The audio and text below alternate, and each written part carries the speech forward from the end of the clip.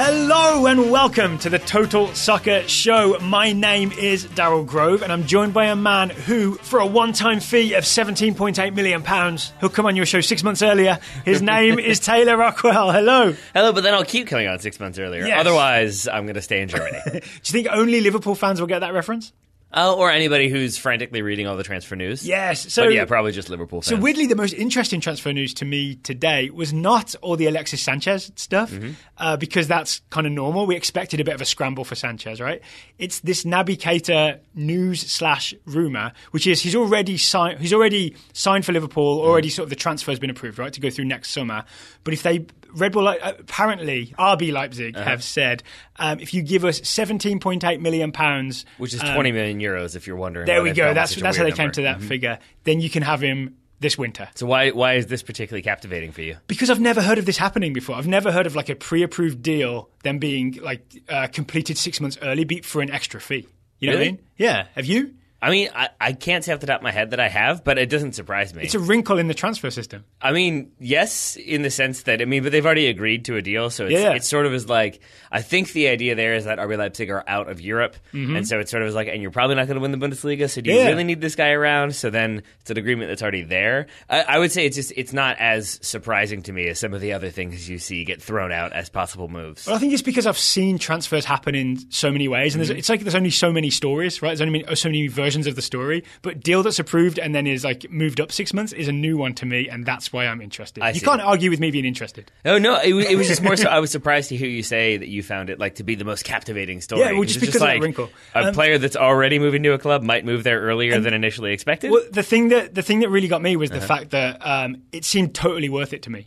20 million euros is kind of spare change in Premier League money these days. And Liverpool have just sold Felipe Coutinho. Yep. So to spend that to get Keita early and add to that midfield seems to make perfect sense to me. It does. It's also worth noting at this point that, like, at least in the Guardian article that I read about this, all of the hyperlink text was all links to stories of, like, the Keita deal has already happened. The Coutinho deal has gone through. So there's more speculative than actual. Yeah, the only thing I saw that was, like, it's rumored that they would want 20 million more, and then the director of RB Leipzig saying, we have no reason to move him along. Well, maybe we shouldn't have opened the show with it. Yeah, rumors are rumors, man. They're always fun. But as I think Patrick Keeler tweeted at us, if that goes through, then it's an extra spot on Leipzig for possibly Tyler Adams to move. Yeah. Right? If he's going to stay in the Red Bull family. There it is. I feel like that's why this story was captivating for you. I mean, that's part of it. It also lets me get my Tyler Adams mention into the Total Soccer Show early. Oh, I understood.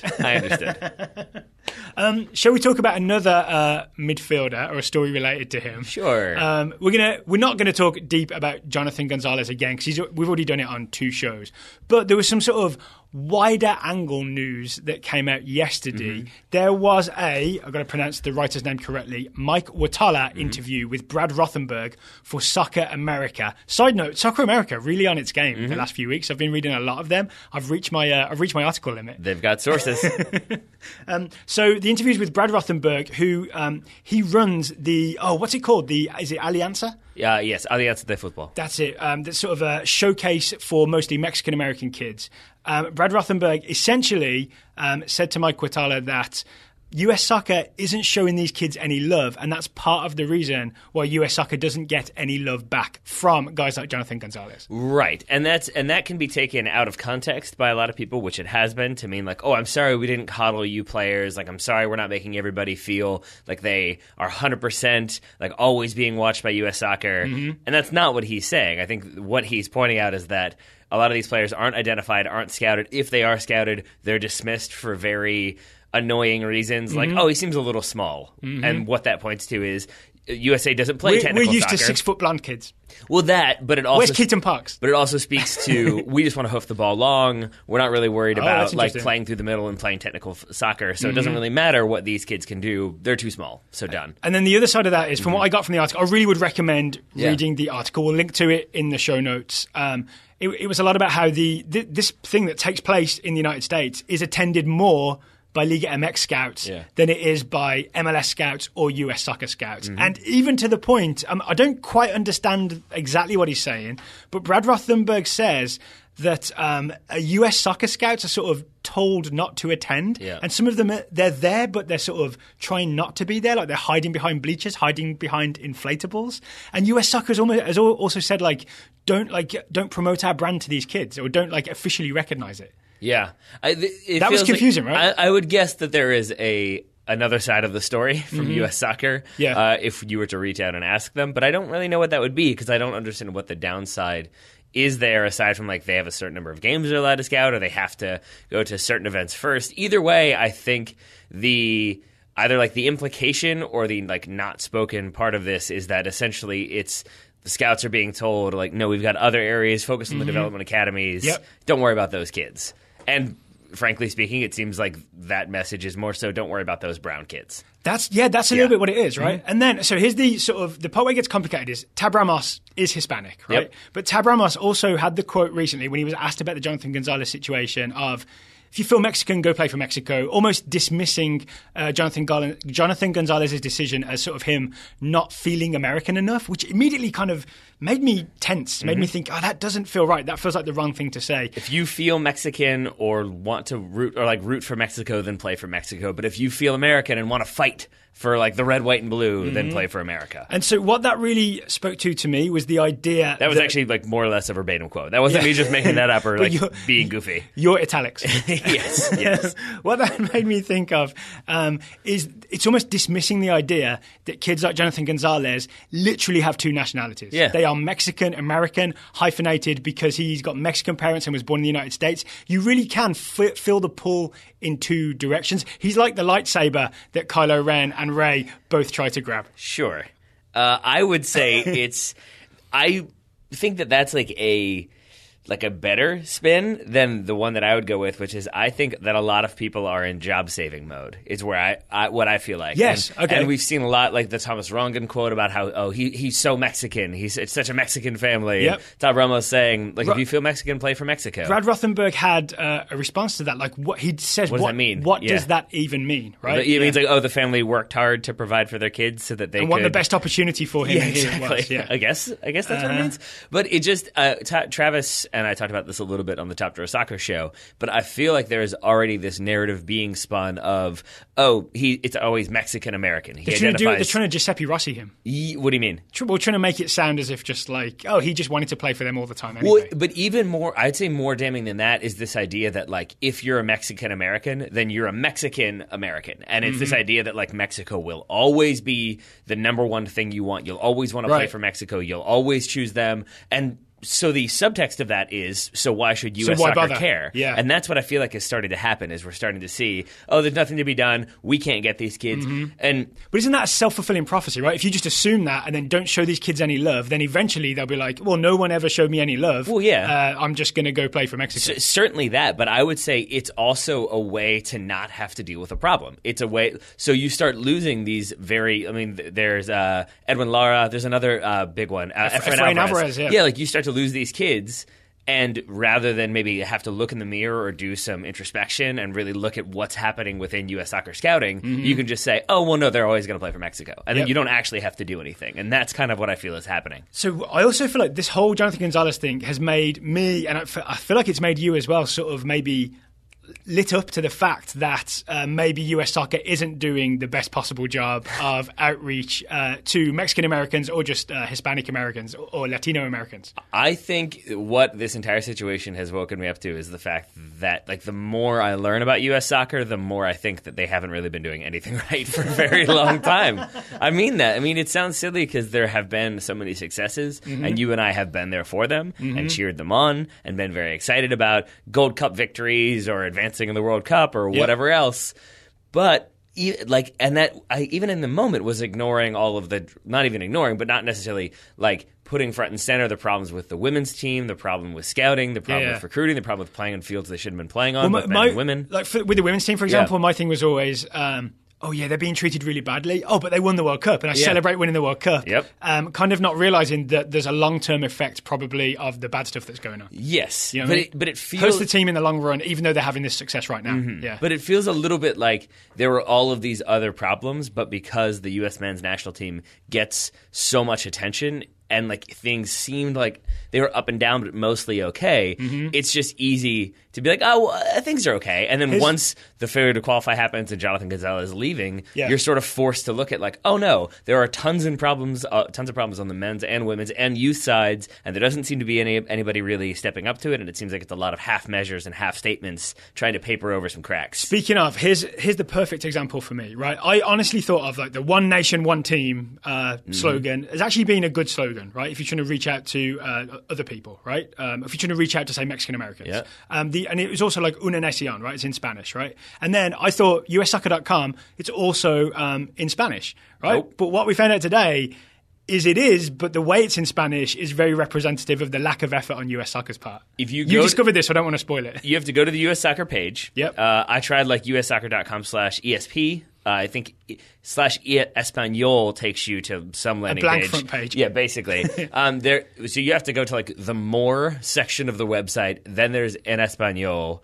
And the last article was from like November 28th, I believe. Yeah, of 2017 about the women's team. Before that, it was one from like early November about the men's team's failure to qualify, I think. And then after that, it was like even further back. The last one on the videos page, if you want to watch some footage of any of the national teams, the last one is from Landon Donovan scoring in 2009. So there you go. So, yeah, I think to me that's a good example of how there is a Spanish language ussoccer.com page, but it is very sporadically updated to the point where it's almost a token gesture, as opposed to a full force effort to provide loads of American soccer content for Spanish-speaking people to consume. Yeah. I mean, and that is kind of representative of the problems that Brad Rothenberg was talking about. I don't necessarily agree with everything he talked about, but it is true that the fact he feels that way and expresses it so strongly is eye-opening. Well, yeah, but I would even say that like you're not making this like one of his points is that you're not making these kids feel connected to the U.S. Soccer Federation or to Major League Soccer. And certainly if you're a Mexican American, a young Mexican American kid who wants to see what players there are in the pool or who got called into camp, if your primary language is Spanish, if that's what you were first learned to read and write in, if you go to the US Soccer website to figure out like how many Mexican Americans are in the current U17 national team, that might be a little more difficult than it probably should be.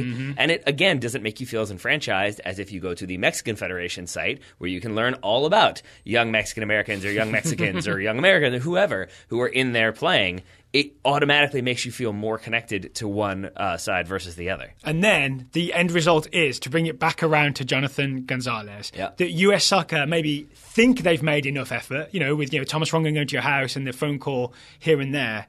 But that wasn't enough because there isn't the sort of, and he was identified and called up to national teams, but there's not the base layer of sort of attention and love that is sort of fully there and not just token gestures, right? And you need that not just for Jonathan Gonzalez, but for all Mexican American kids that you might want to persuade them that if you've got two choices in terms of national team, you want to persuade them that we loved you all along, not just now you're good. Yeah, well, but it's confusing though because like who's saying that we've loved you all along, not just now that you're good? I mean, no, I'm not saying that Mexico said that, but I'm saying if US Soccer said that and sort of really kept those ties tight, you would hold on to a lot more players. Yeah, but I mean, what is your implication that Mexico are doing that? Then I'm a little no, just that US Soccer isn't doing that. So therefore, it makes it easier to go and play for a different national team. Well, so why is that then? That's the thing that I have a hard time with is like, but if they are the ones who, because like the one of the things I disagreed with in this article was him being like Mexico identified him, the United States didn't, and I think what he's did he say that? Did Brad Rothenberg say that? I think he's referring to a lot. I think he's saying the Liga MX's coaches identified him and offered him contracts. His language is poor. He's maybe conflating sort of Mexico with Mexican coaches and teams. He says Mexican coaches and then he says U.S. Soccer coaches, which is where I'm confused. Well, then the other part is later in the story. He says that for a lot of these kids, they conflate MLS and US Soccer to the point where they can't see the difference because they're not really interested in either, and they're not getting much interest from either. So I think maybe he's weirdly doing the same thing. But my point away from that is just that, like, I guess I take issue with people who've said it, or like kind of this type of argument of like, well, U.S. Soccer failed to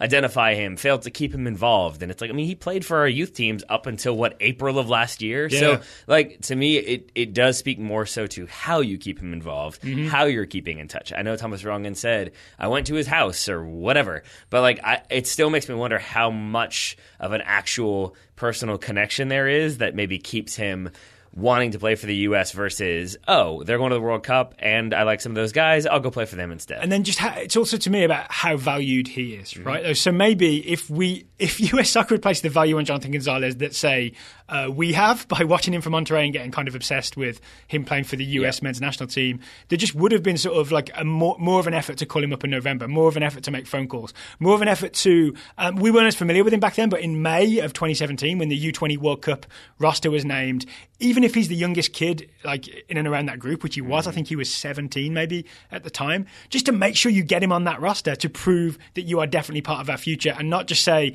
oh, you were close, but don't worry, you'll get there next time, right? Yeah. You know what I mean? Yeah. Show more love is what I'm saying. I mean, show more love or even just communicate better, you know? And like, or both. The implication I would get from everything that we've seen is that like when he was left off the roster for the U20 World Cup, like I wouldn't be surprised if he didn't get a phone call from Tab Ramos, if it was just like, oh yeah, we're not including you, next time keep it up. And there wasn't well, we want you to focus on this, or I'm guessing there probably wasn't that much feedback for him. And so again, it builds that idea that like he doesn't feel incorporated. And that's the other maybe final thing for me. We'll see how long we go. But like I've seen some pundits out there basically making that same argument of like, you know, you play for the United States if you feel connected to the United States, and that's like the most special thing. And if you don't, then go play for the national team that you feel connected to.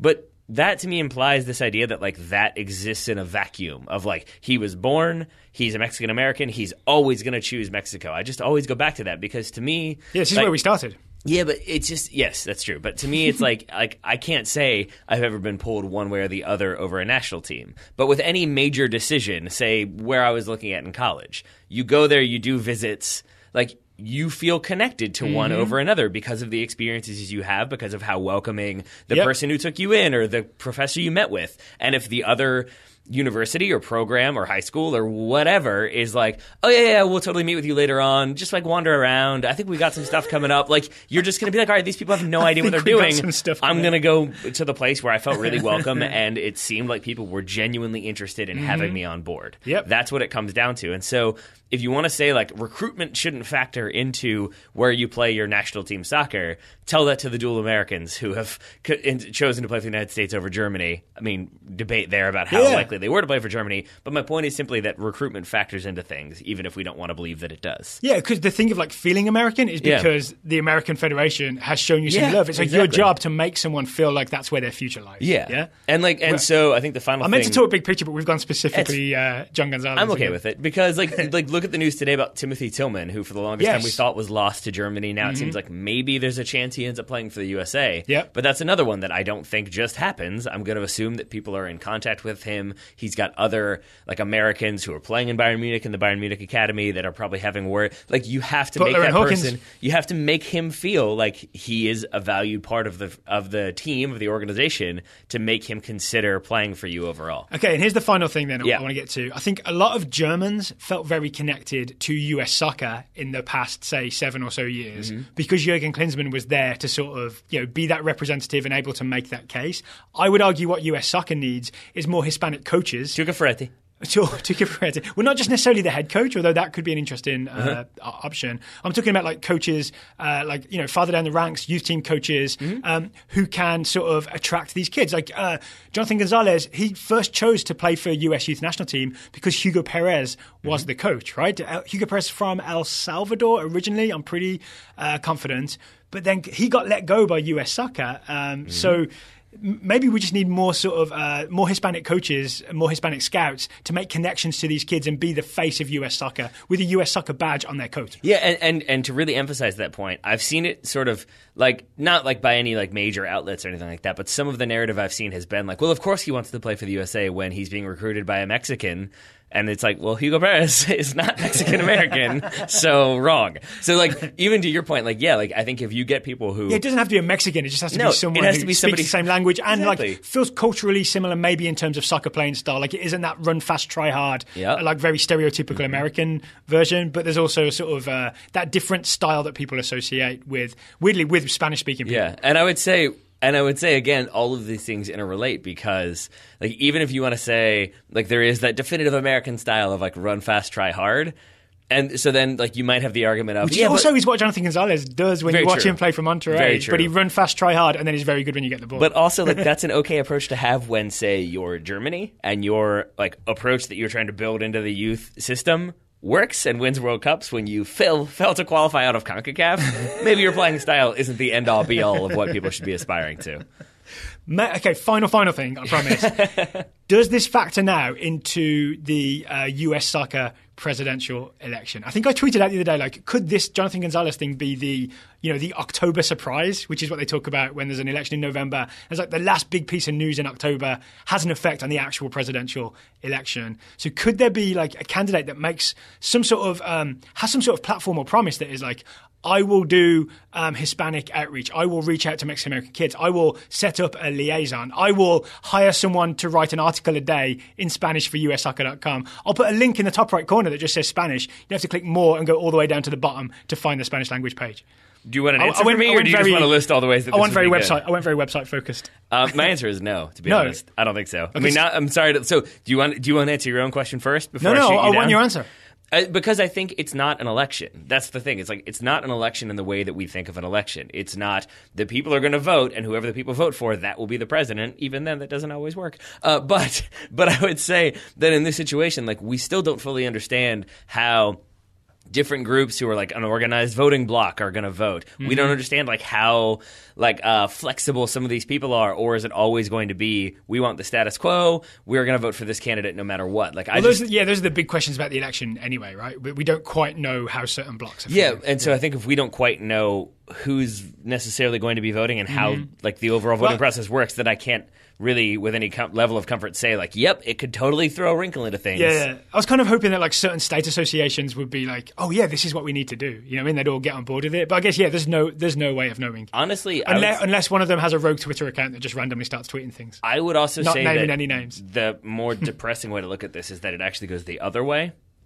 And if you have all of these federations or state federations, state associations who all like sort of maybe shoulder a little bit of the responsibility for the state of U.S. soccer, they maybe aren't going to, like, you. If you're the head of that organization who maybe hasn't done a good job of recruiting in whatever state you represent, then it's your fault, basically, is how it works. And so you could say, like, hey, it's my fault, I'm going to fall on the sword, I'm also going to step down. Or you can say, no, it's just the way these things work. Get Kathy Carter in there. like, you know what I mean? Like, it can make you double down on the status quo. So we will, in the future, do a show where we kind of say, this is how the US soccer presidential election works. Right? We've kind of got this in the works. We're planning to do this because it is a complicated voting process where things are weighted a certain way so that each of the different factions theoretically gets an equal percentage of the vote. And we'll get into the details maybe on another show as we get closer to February 10th, when the big election happens. All right, second half of today's show, we're going to have a listener question about the 2020 Olympics and the US men's national team we'd like to see fielded there. I've kind of given it away, but I wanted to tease it to get to it later. But first, today's show is sponsored by the people who could help US soccer improve the Spanish language portion of their website. Yeah, I mean, and really you look at what Squarespace, say, creating a beautiful website can lead to. You can turn your cool idea into a new website. I would say that having a Spanish language website is a pretty cool idea that allows you to showcase your work or blog or publish content. There you go. You could show all the recruitment that's happening. You could show the stories of different people who are being brought in, who are playing for the U.S. national team. Not just Mexican Americans or Hispanics, like Hispanic Americans or whatever, but people further abroad. You could have lots of different stories. And you can sell products and services. US Soccer should totally have a constantly updated like blog type thing that is tracking Americans abroad. There should be Keaton Park's highlights on ussoccer.com. There should have been Jonathan Gonzalez highlights. That would have been a way to show him some love. Jonathan Gonzalez highlights from Monterrey every time he plays on the ussoccer.com website in English and in Spanish. And I think, and I firmly agree with that because I think part of the reason why that doesn't exist is because federations like to seem like they're above that. Like they're above all of the blogging about this dual national or this kid or this youngster. And I do think like you can kind of have your cake and eat it too there. I don't know who likes to have cake but not eat it. But like you can have that in the sense that you could just have like the USMNT blog section where it is, here are the exciting, like this kid, and this kid. And they should totally hire someone to do that. Or two people. Yeah. With a language each. But imagine that you or one bilingual person. Like, imagine you're a kid who, like, somebody, Brian Sciaretta, has turned up, oh, you actually have an American passport and you haven't really been incorporated into U.S. youth setups before. If suddenly you get Google alerts about your name and it's U.S. Soccer writing articles about this youngster who's really exciting, suddenly you're like, oh, okay, they're onto me. They know what's going on. So I'm back into complaining about U.S. Soccer here, but they did kind of try that with Jonathan Gonzalez. I think around about December 5th, I think when all this was starting to bubble up, there was a 5 things to know about Jonathan Gonzalez article published, but that very much falls under the category of too little, too late. Yeah. It may have been tagged too little, too late. I mean, I wish it had been, because I really do think that is, in retrospect, what was happening. Is that was when people started to realize, people who are actually in the know started to realize, oh, he is really 50-50 on this decision at a time when we thought he was 100% committed to the USA. So if US Soccer switched to Squarespace, they would be able to sort of build a site where they could do this easily. Or if you'd like to start your own site where you follow Americans abroad and Americans domestically and Americans in Liga MX, you can go to squarespace.com for a free trial. You can set up your website. It's very easy to do. You hear that, US Soccer? You didn't have to pay anything. But then when you're ready to launch, use the offer code TSS to save 10% off your first purchase of a website. And now we're saving the money, because clearly they don't want to spend too much money, as we've seen with the elaborate scouting network that they already have. So this allows them to save even more money. Maybe we could talk scouting another day. All right, that works. Yeah, okay. All right, up next, we have a listener question from Ira Jersey. That we do. And I appreciate it, because we kind of began the show by rehashing some of the Jonathan Gonzalez stuff, hitting some new things. That's not how I would phrase it, but okay. still it being overall like not the happiest of approaches. Yeah. So now we can turn complaining. We can turn positive with we can Ira look to the Jersey's future. question. We can look to the future. Would you like me to ask it? No, I got it. U.S. soccer fans, including me, want the U.S. men's national team to go young. We have the Gold Cup next year, which won't be purely younger players, but 2020 is the Olympics. Sure is. If you were to put together a U23 team for qualifying and the Olympic tournament, assuming we qualify unlike last time, who makes your starting 11 and bench of the players we know today? I really like that last part, because the players we know today, because it acknowledges the fact that all kinds of players could emerge over the next couple of years that we've never heard of. This is true. Yeah, this makes it easier for us to do. It does. One thing that made it easy to do is we figured out exactly how the age restrictions work for the Olympics. Right? I knew it was under 23. Right? I know you can add 3 overage players at the tournament, but we're not going to do that today.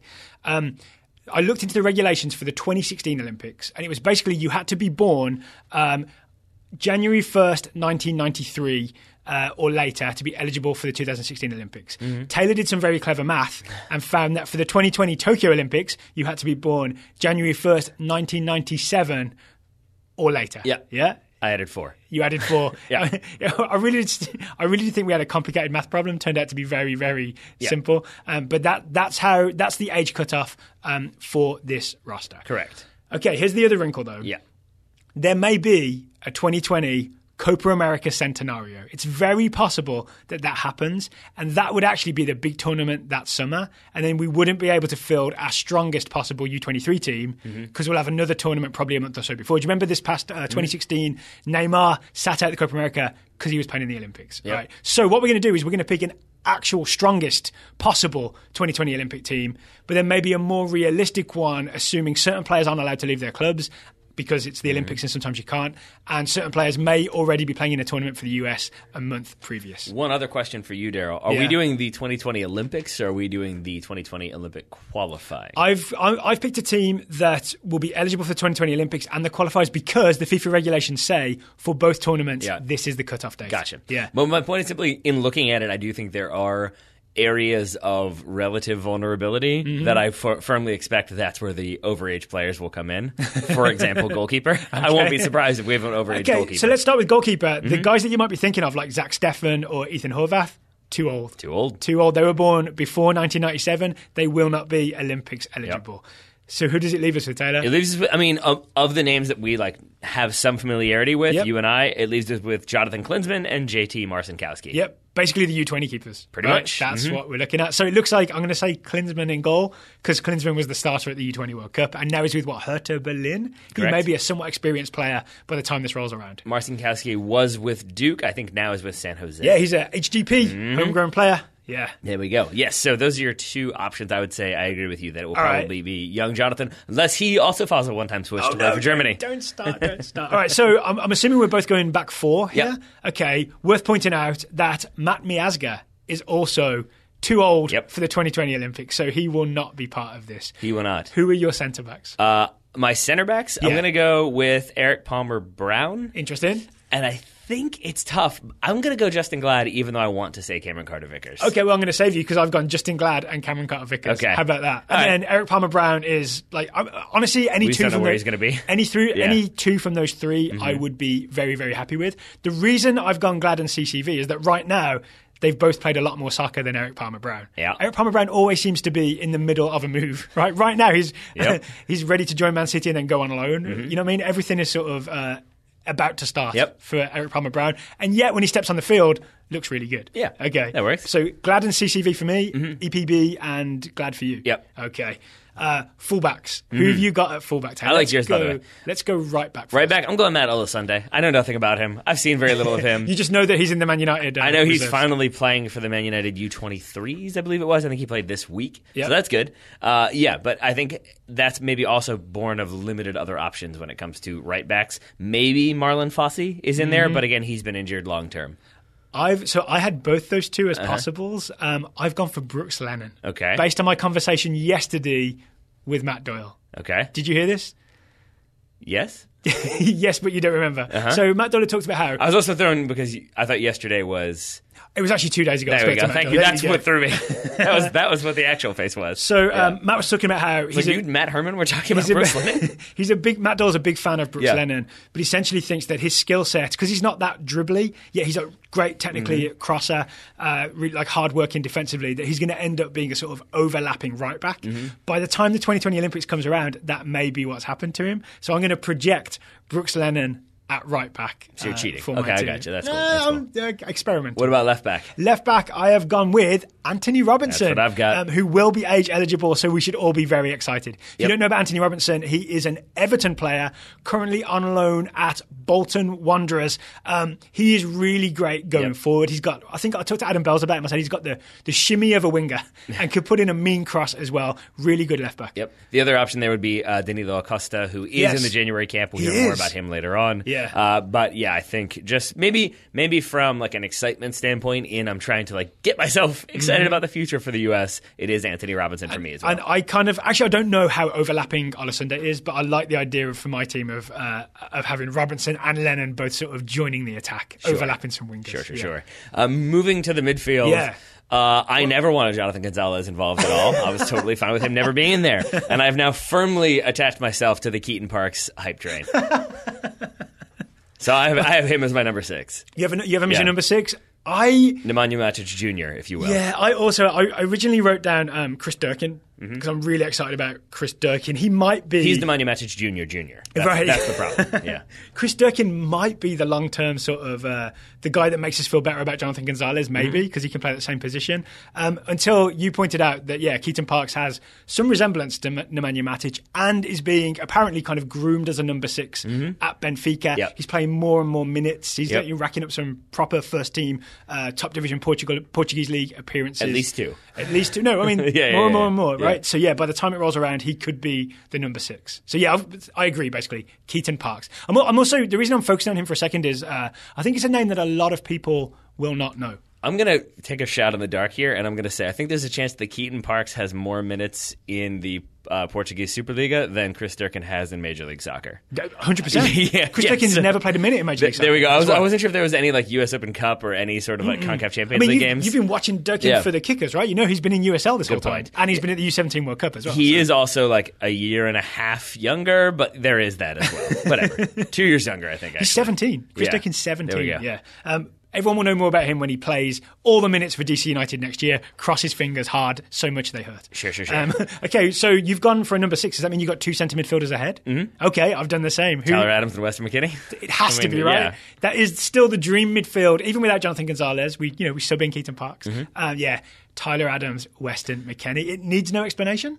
No, I don't think so. I mean, other than the explanation here would be that we know that's not actually going to happen. Like, I don't see these two guys playing in Olympic qualifiers over playing with the senior national team at that point. They'll be playing with the senior national team, or they'll be so important to their clubs that the clubs will say, I'm sorry, we can't release them. It's too close to the start of the season, and they're key players as we go for the Bundesliga title. As long as they're cap tied, genuinely, I don't care. So, assuming McKennie and Adams are unavailable, like if Keaton Parks is unavailable, maybe Chris Durkin would be. But if McKennie and Adams are unavailable, who are your other central midfielders? It's difficult, really, because it gets a little weaker, right? Kellyn Acosta is too old, 22 now. I'd say Luca de la Torre. Okay. Definitely could be in there. He's a 1998 birthday, so he is more than a little bit eligible. Is getting more and more minutes with Fulham, so I think he maybe justifies inclusion. After that, it's a little bit more difficult because you've got names like Eric Williamson, but we don't even... I still don't know where he is at this point. I'm assuming he has left Maryland. I don't think he signed a homegrown player contract with DC United yet. I don't know. So that doesn't fill me with too much confidence. And then after that, again, it's like lots of names that we've heard about or we've seen a few little clips here and there, but nothing enough to make me feel confident about them starting in 2 years. Gideon Zelalem. That's the other option. Will be age eligible for the Olympics in 2020. He's also, he's coming back from an injury right now, right? So we can't blame him for not playing right now. But it does feel like his career is like stop, start. Yeah. I'd be kind of disappointed, but I wouldn't be surprised if by the summer of 2020, he's a guy that needs some games and going to the Olympics would be kind of a boost to him. You know what I'm saying? I'm fine with that. Yeah. And then Freddie Adu also still eligible. I'm pretty sure. He did play in the Olympics, right, in 2008. Goodness gracious. Yes. I would say what I was alluding to with like players that we're not quite sure. Like one example would be Kyle Scott, who's a midfielder for Chelsea right now. But we don't really know what's going to happen with him, but he is eligible. He's linked with moves to like Leicester, Huddersfield, I think. We'll see what happens for him in the January window. But he's one that, say, he does get that move and suddenly starts getting minutes with a Premier League side. Suddenly he vaults into consideration. Yeah, and then there's a bunch of U17 kids like Chris Gosling. You know what I mean? We were really impressed with him at the U17 World Cup. Like if he kicks on for Atlanta and suddenly he's starting a lot, that's a guy who you can see playing the Olympics 2020. Now we're getting very speculative, though. Well, right? we are. And with that, I want to note that we have just wrapped a segment. Travis and I kind of did this exact same thing with Top Drawer Soccer. We just wrapped a segment. We were talking about how there needs to be more like Latino involvement in U.S. soccer. I don't think we've named very many at all. And I think that's because really Jonathan Gonzalez, as we've talked about many times, was kind of our window into Liga MX last season. And even though I don't plan on watching much Monterrey anymore. I'm cancelling my order for the Monterrey jersey. Yeah. But the more I look into it, the more I'm like, oh, there's this kid who's playing for Tijuana, and that kid who's playing for Tijuana, and that guy from Monarcas, and there's tons of different like young players, and we'll see what happens there. But again, they should be featured on the US Soccer website. That would be helpful. Is what should be happening. That would be helpful. Squarespace.com. Yep. Okay, so it looks like we've gone for sort of a 4-3-3. Is that what's happened in both cases? Who is your right winger at the 2020 Olympics? I don't know if you've heard of him. He plays in Germany. I have no other jokes. It's Christian Pulisic. He is age eligible to play in the Olympics.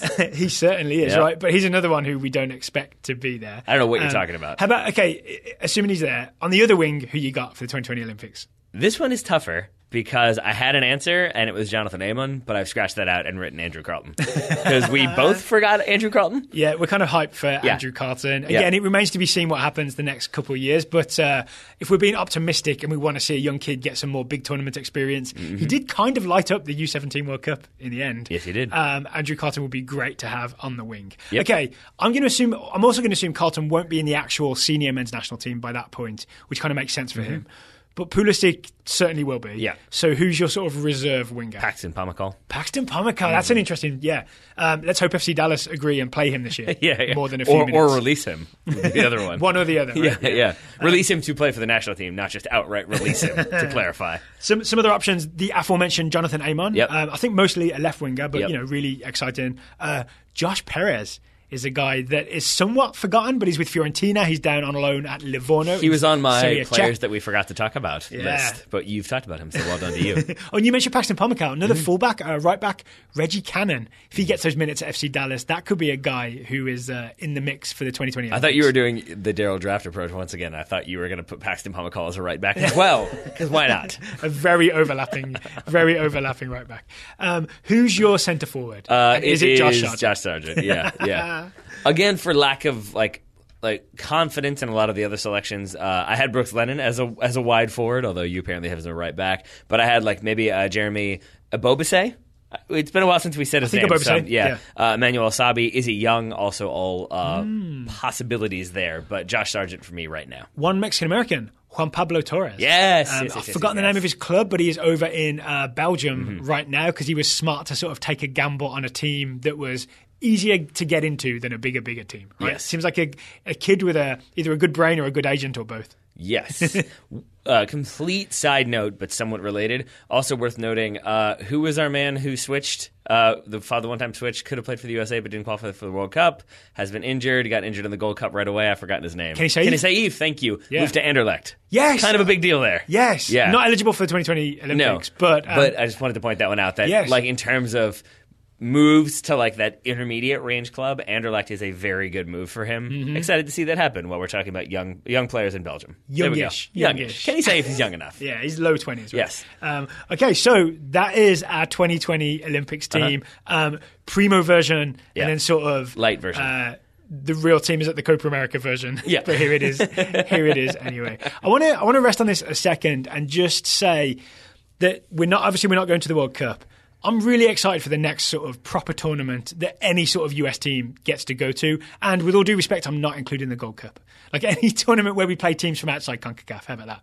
Yeah. So if we can go to 2019 Copa America, which is still, it hasn't been sort of organised properly yet. Like, we don't know which teams are in it. There might be an invite for US soccer there, 2019.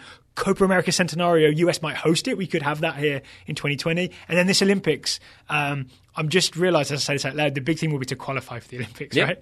But if they qualify, go ahead.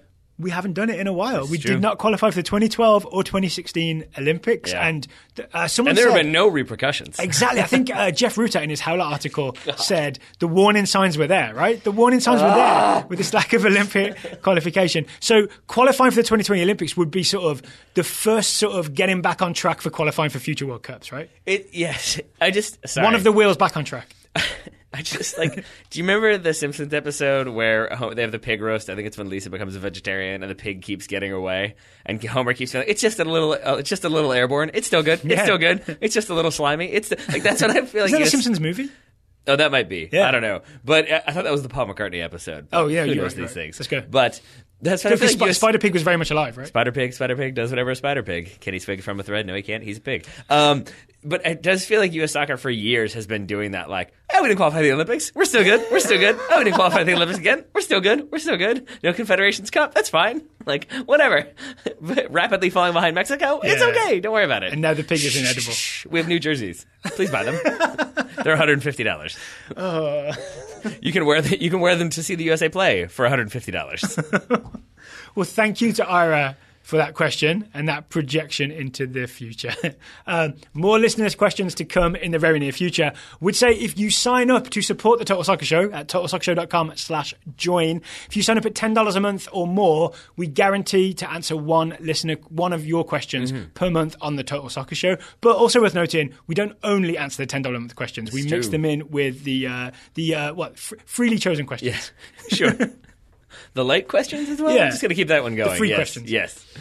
We have scouting to get to today, but first we want to hear from Roughneck Scarves, our old friends at Roughneck Scarves. It's come to be one of my favorite segments when we do the if you were to design a custom scarf for blank, what would it be? We've done that once again, Daryl Grove. Of course we have. So we asked today, if you designed a custom Roughneck scarf to symbolise the US men's national team January camp, what would be on it? Yep. And I kind of deliberately didn't mention Jonathan Gonzalez, but I knew he would be mentioned in the answers.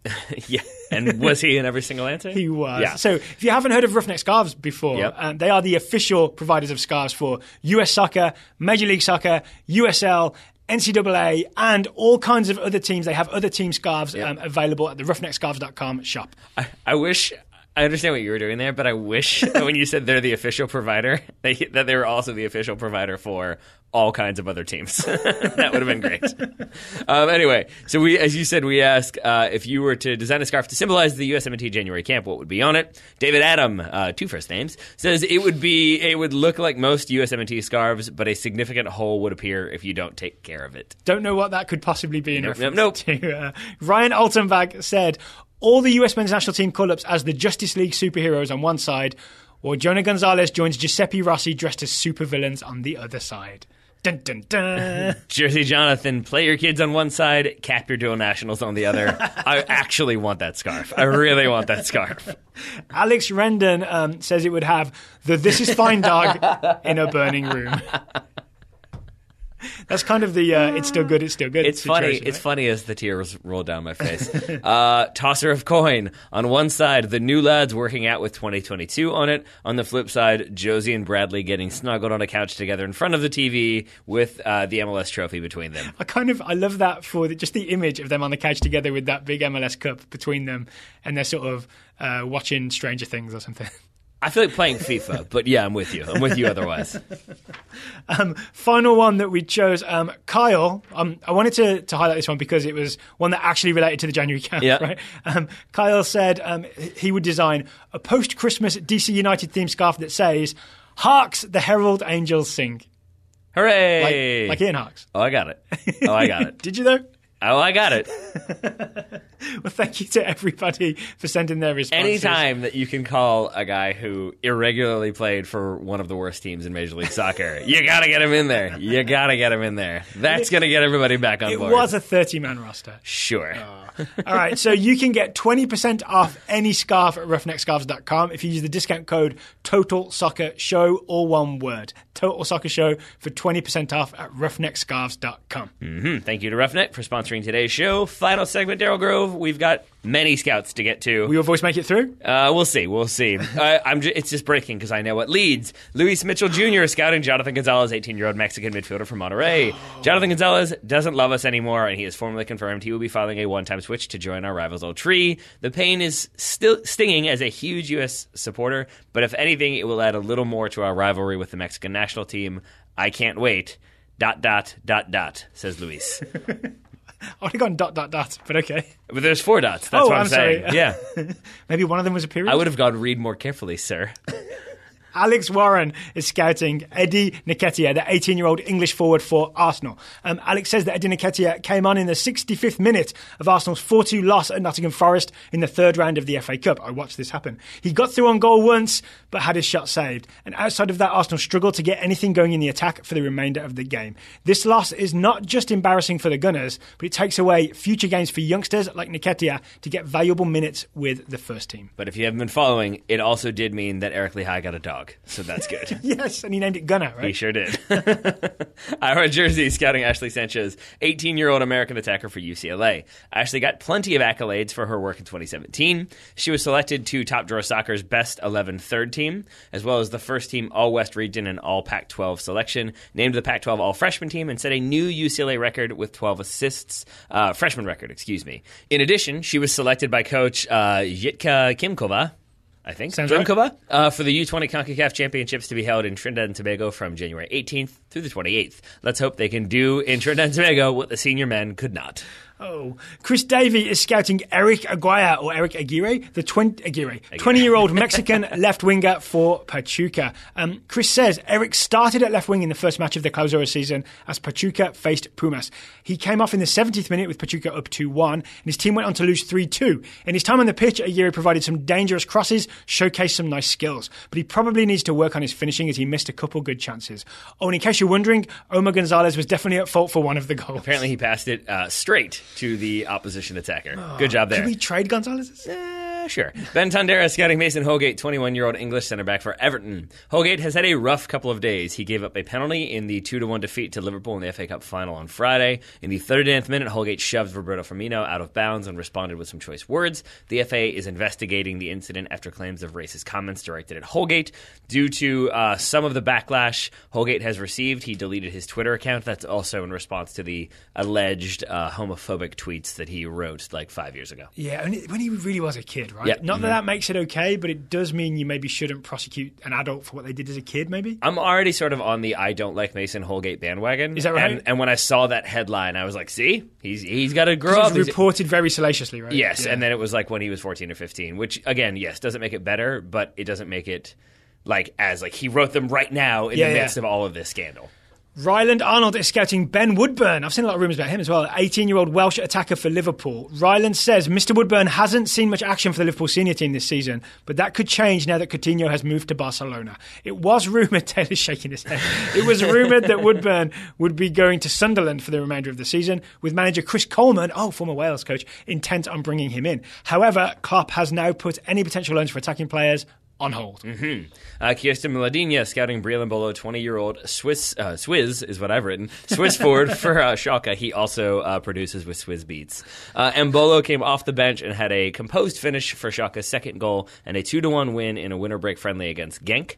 Schalke had been busy in the January window, bringing in Marco Piazza on loan from Juventus and 20-year-old forward Cedric Tuachert from Nuremberg. Mbolo will be competing with both of these players for playing time, and it seems like Schalke are still in the market for another striker, most likely Mark Uth from Hoffenheim. So Kirsten's point was that maybe it seems like Breel Mbolo is still like the management's player, if not necessarily Domenico Tedesco's type of player. Well, Tedesco, unless he gets plucked to a bigger club, I think Tedesco's going to be there for a while as well. I would say so. So that could be a problem for Mbolo, or Embolo, as I hear it pronounced. Oh yeah, you're right. It is supposed to be Embolo. Good call by you. Jonas Lehmann Karp is scouting Matt Miazga, the 22-year-old American defender for Vitesse. The TSS scouting rules prohibit boring reports, says Jonas. So no need to report that Vitesse was on winter break last week and that Matt will not be at US Men's National Team January camp since he will be busy with Vitesse in January. Elijah Bates. I feel like Jonas has skirted the rules there very cleverly. Yes. Elijah Bates scouting Zach Steffen, 22-year-old American goalkeeper for the Columbus Crew. Steffen made the cut for the January camp along with Alex Bono, Cody Cropper, and Bill Hamid. Surprisingly, I'm finding it hard to be happy about the U.S. soccer camp. I can't quite place my finger on it, but I think the problem rhymes with Ponathan Gonzalez. Oh, that could be anything. It could. I do want to say, I don't know if I mentioned this earlier when we were rounding out our Olympics coverage, but in case I didn't already make this joke, I just want to say congratulations to Bill Hamid and Dom Dwyer for starting at the 2020 Olympics. Why is that? Because I feel like those are the two positions where we're kind of light. Oh, I see. And so Bill Hamid and Dom Dwyer feel like, Dom Dwyer, you declared, but you didn't make the World Cup. We'll give you the Olympics. How about that? And why Bill Hamid? It just seems to be the way it's going. It just seems to be the way it's going. All right. Shreyas Romani. Oh, no, sorry, I missed one. Zach Lippert is scouting Izzy Brown, the 21-year-old English striker. He's on loan at Brighton from Chelsea. Zach says, happy birthday to Izzy Brown. He turned 21 on Sunday, January 7th, which means he is now old enough to start in the FA Cup for Brighton. For his birthday, he was given a place in the starting lineup against Crystal Palace, but suffered a knee/ankle injury in the 48th second of the game after a 50-50 tackle and was subbed a few minutes later. Not so happy birthday. But it's an ironic happy birthday. I'm sure he'll be fine.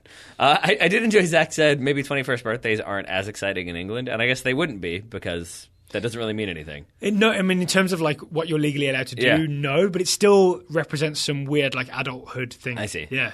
All right. Yeah. There we go. So there you go. But you go out happy weird adult adulthood. You go out drinking on your 18th birthday. Okay, yeah. Shreyas Romani scouting Dan Axel Zagadou, the 18-year-old French defender for Dortmund. He could go out drinking in England. He's a French defender for Dortmund, currently in Spain. The Bundesliga is on its winter break, so Zagadou is currently at Dortmund's training camp in Spain. He's played the full 90 in a friendly against Belgian side, starting at center back, then presumably moving to left back once Neven Subotic was subbed on to the 58th minute. Dortmund returned from their winter break this Sunday and play Wolfsburg. Zulte Waregem is what I'm going to say. There you go. You worked up the confidence to do it. I like it. It was mostly, I was just like, not right now. Joe McKernan is scouting Gabriel Barbosa, 21-year-old Brazilian forward on loan at Inter from Benfica. This report is good. Okay, Joe says, this sums up Barbosa's recent adventures in Italy. And before I read this, it's worth saying that like Gabriel Jesus and Gabriel Barbosa were at some point like equally the future of Brazilian forwards, right? Okay, so one spends too much grooming his eyebrows. That's all I'm going to say. This sums up Barbosa's recent adventures in Italy. Joe says, Interflop Gabriel Barbosa has been named as the biggest bidone of last year by an Italian website. The Bidone d'Oro, or the Golden Bin of Hoodiness, is an award, quotes, given to the most disappointing player in Serie A at the end of each calendar year by Cater Sport. And guess what Gabriel Barbosa got? I'm sure that's one that he maybe won't be hanging up in the trophy cabinet. Unless he like ends up being the Ballon d'Or winner like 6 straight times. It's like winning a Razzie, but then hopefully you win an Oscar later. Yeah, well, or in vice versa. I think that's what Halle Berry did. Jeff Markman scouting Reece Nelson, 18-year-old English attacker for Arsenal. She did. She won for Monsters Ball, and then she accepted her Razzie for Catwoman, and thanked her agent for making her take that job. Yes, Reece Nelson. Reece Nelson started in an attacking role on the left side of a 4-2-3-1 for the Gunners away to Nottingham Forest in the FA Cup. I'm sure that went fine. Nelson had a chance to flash a bit of skill, nutmegging a defender before being taken down to earn a free kick, from which Arsenal drew level after Forest's own set-piece opener, and then nothing happened for the rest of the match, says Jeff. I think there was also right, sigh, was how that one ended. Lucas Muller is scouting Danilo Acosta, the 20-year-old American left-back for Real Salt Lake. Lucas says Acosta's been called up to the US men's national team January camp, which marks his first involvement with the senior team. Good step up for the youngster, one of 3 Real Salt Lake players on the 30-man roster, making RSL Academy products 10% of America's future. Speaking of, Corey Walters scouting Justin Glad, a 20-year-old American centre back for RSL. He made my Olympic team. And mine as well. Glad has finally been called up to the U.S. senior team for January camp, and Corey is pleased that the American Bonucci, all right, is finally getting his due. According to the internets, he also recently spent some time in Europe purely as a tourist, but he did meet up with Coutinho after the Barcelona transfer, so maybe you'll soon see fake transfer rumors linking Justin to Barcelona. Did he really meet up with Coutinho? I wonder if that was like they passed each other in the airport, although I have to believe Coutinho was on a private plane. Yeah, so much respect as I have for Justin Glad, he doesn't meet Coutinho as an equal, right? They're like, hey, we are both the same type of professional soccer player. Yeah, I don't think so. I imagine this more as a like, can I get a photo with you situation. Yes. Yeah? Yeah, I think so.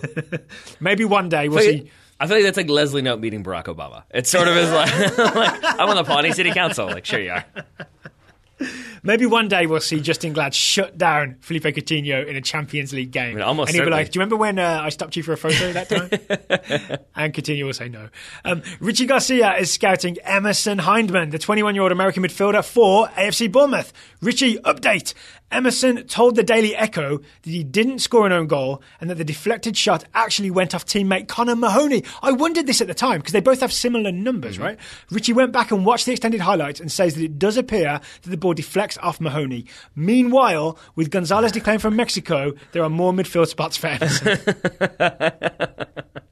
That's quite the silver lining. Richie's really, really working hard to make Emerson Hyndam's life seem happy. So I want to check the actual FA records, FA Cup records. Does it list Emerson Hyndamn own goal or I think not? it does. Because the score flashes that I saw definitely listed it as a I think you're Hyndamn correct, goal. because I didn't think it had been, because I was like, well, it seemed like it was on target, and then they gave it as an own goal. I can't imagine that there are like people going back and working cold cases to see. So from Big Lebowski, yeah, we got our best guys working. They got us working in shifts. Well, thank you to Lewis, Alex, Ira, Chris, Ben, Ryland, Kirsten, Jonas, Elijah, Zach, Shreyas, Joe, Jeff, Lucas, Corey, and Richie for today's Scouting Network updates. I got to say credit to Daryl Grove, because I think a lot of people would have gone Raiders of the Lost Ark with that one. We've got our top men working on it. But Big Lebowski's a solid selection. Well done. If you would like to join the Total Soccer Show Scout Network, it is totalsoccershow.com/join. If you'd like to join us for a live show, it is Thursday, January 18th, Jose Pistolas in Philadelphia. There'll be a link in the show notes where you can sign up to get updates about the event. I think it's going to start at 7 p.m. Eastern, which is the correct time zone for Philadelphia. Correct. Good job, Daryl. So we are not planning a show tomorrow, right? There'll be no Friday show because we've done a lot of shows this week. We want to give people time to catch up on all the Total Soccer Show. I pitched just another hour and a half retrospective on Jonathan Gonzalez. Daryl said no. Daryl said no. We should say we're not going to talk about the Jonathan Gonzalez thing anymore. I don't know. Further recent unpleasantness.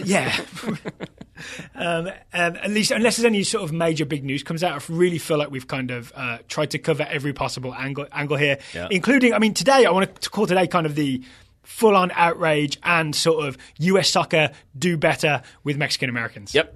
Show. It's the Rage Hall episode. That can't quite be the show title, but it could be. I think as long as it awkwardly ends in show, I'm good with it. Okay. Yep. We laugh to stop ourselves from crying, right? Of course. All right, Taylor Rockwell, thank you for taking the time to make me laugh instead of cry today. Right back at you, pal. Listeners, thank you for listening, and we'll be back Sunday night with our thumbs up, thumbs down review.